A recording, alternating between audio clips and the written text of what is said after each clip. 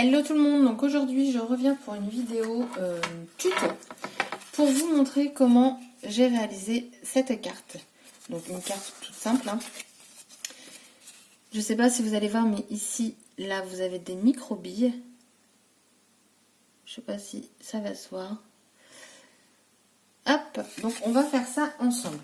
Donc j'utilise une base de 9,5 par 14,5. Je vais venir la scotcher au masking tape. Donc je colle avant sur ma peau. Comme ça, en fait, le côté très adhésif va se retirer partiellement. Et du coup, ça me permettra, quand je vais le décoller, de ne pas déchirer ma feuille. Donc j'utilise le pochoir de chez Stampin', donc que j'ai acheté là dernièrement sur la boutique de Ninon, donc Horizon Créatif. Je regarde comment je veux le poser et je vais placer en fait le masking tape de fait à ce que ça ne se voie pas. Enfin, que j'ai tous mes emplacements de libre. Alors peut-être qu'il n'y a pas besoin de le tenir, mais on va dire que je préfère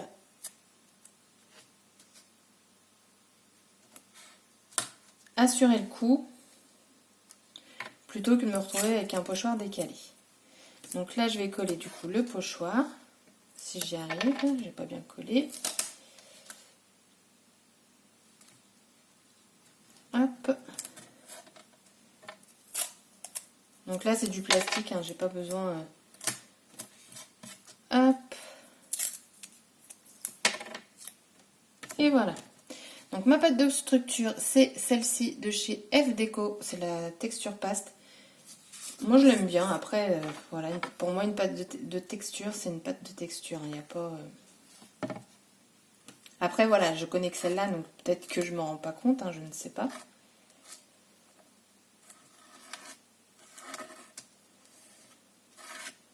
Hop, donc là-bas, vous entartouillez partout.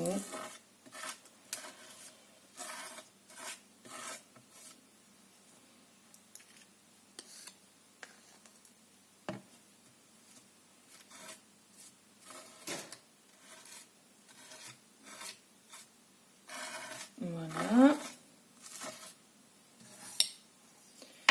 Et ensuite, moi j'aime bien passer, c'est une petite carte de fidélité pour tout simplement récupérer en fait le produit, parce qu'après tout, ça sert à rien de le jeter. Hop, voilà, comme ça, c'est droit. Donc, je prends un sopalin, j'essuie tout de suite avant que ça sèche.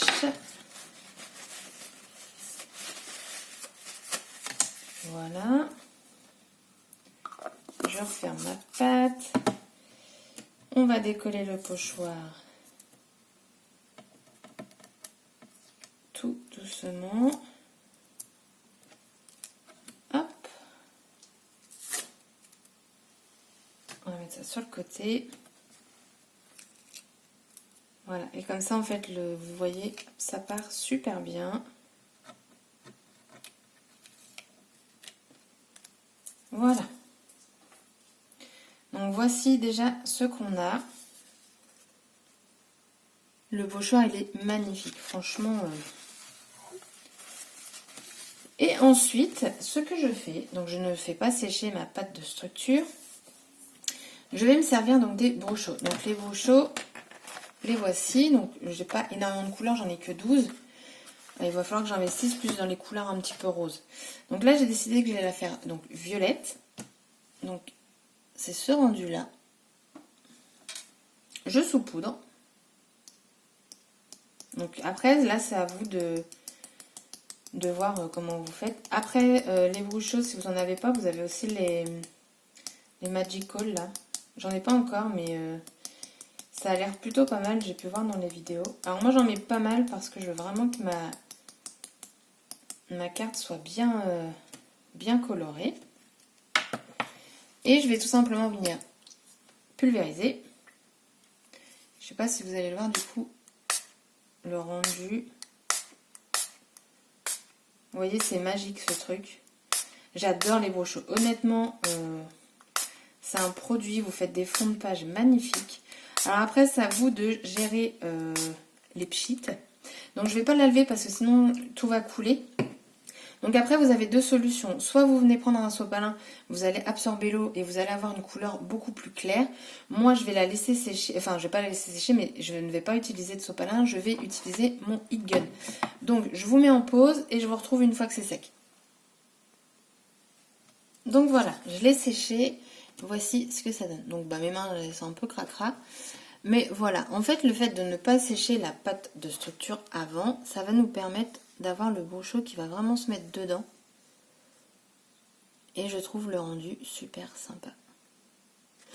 Donc ensuite, je vais mettre donc les microbilles. Donc c'est les Crystal Pearls de chez F Deco également. Donc, je vais vous montrer, mais je pense pas que vous allez voir grand chose.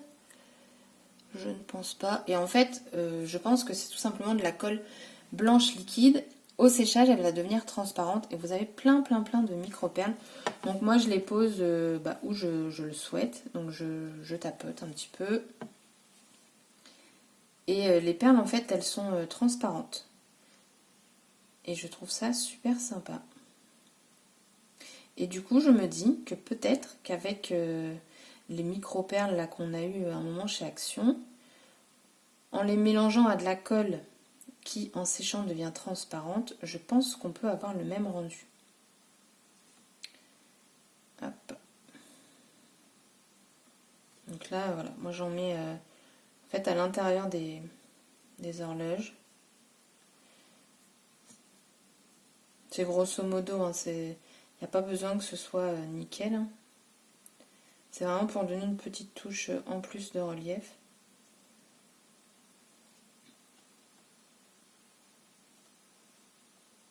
Et puis là, on va mettre aussi, tiens. Hop. Donc je le fais au pinceau. Après, vous pouvez peut-être l'utiliser aussi en pochoir, mais le pot il n'est pas très grand, donc je pense que si vous l'utilisez avec des pochoirs, il va se terminer très vite.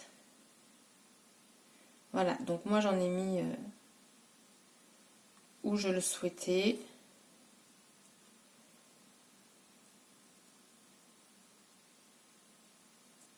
Hop.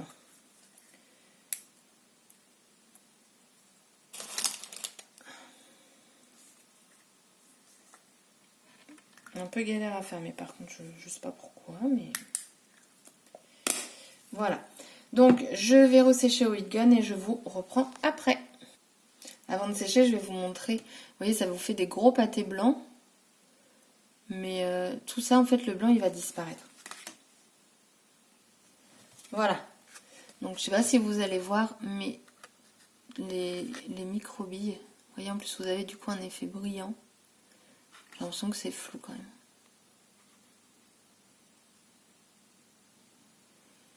Mais ça fait super sympa. Donc, voilà. Et ensuite, moi, je vais venir mater. Donc, j'ai pris ce bloc-ci de chez Action. Je vais prendre du violet. Alors, on va prendre quoi en violet? Il y a plusieurs motifs. Donc, après, vous voyez ce que vous préférez. Moi, j'ai fait violet, mais vous n'êtes pas obligé de prendre violet. Je pense que je vais prendre celle-ci. Donc, en fait, je vais venir la coller directement dessus.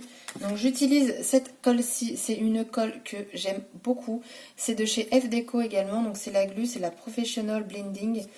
Et en fait, normalement, c'est pour les reliures. Et ce que j'aime bien, c'est que c'est une colle épaisse et elle sèche très vite. Donc là, oui, j'ai oublié de préciser, mais je fais ça sur du papier aquarelle. Comme je me sers d'eau. C'est le papier aquarelle de chez Action. Ça va très bien pour faire ce genre de choses. Je trouve que ce papier-là, à partir du moment où vous ne colorisez pas, il est très bien. Donc, hop, on va le mater.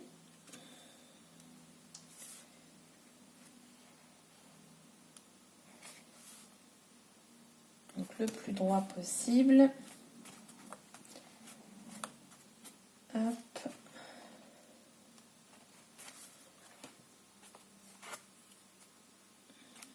Donc là, j'ai laissé ma page carrément dedans. Comme ça m'évite d'avoir des chutes un petit peu partout, parce que j'en ai déjà pas mal. Donc si je peux éviter d'en avoir par-ci par-là, ce serait cool. Après, j'ai juste à couper un petit peu plus large.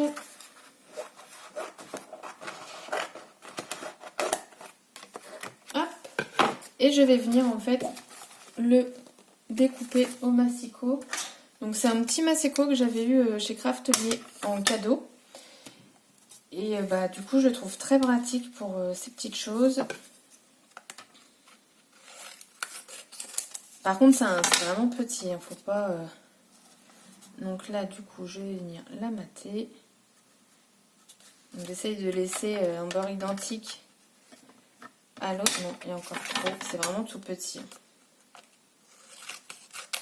Hop. Voilà, là elle rentre bien. Je veux pas un grand beurre. Et ensuite on va faire l'autre côté.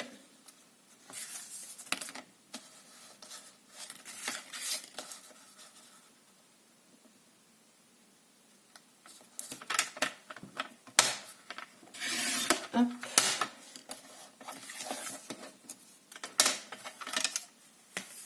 Et voilà. Du coup, je l'ai maté en violet pour faire un rappel de couleur, hein, forcément. Et après, il y a juste à la coller sur un support blanc ou autre. Après, ça, c'est vous qui choisissez hein, pour écrire votre petit mot ou l'accrocher. Donc après, si vous l'accrochez, vous pouvez le laisser comme ça. Voilà, petit tuto super rapide, simple. Enfin, moi, je trouve juste de la pâte à texture, du Brucho ou après comme je vous dis du Magical et vous avez votre petite carte qui fait je trouve son effet.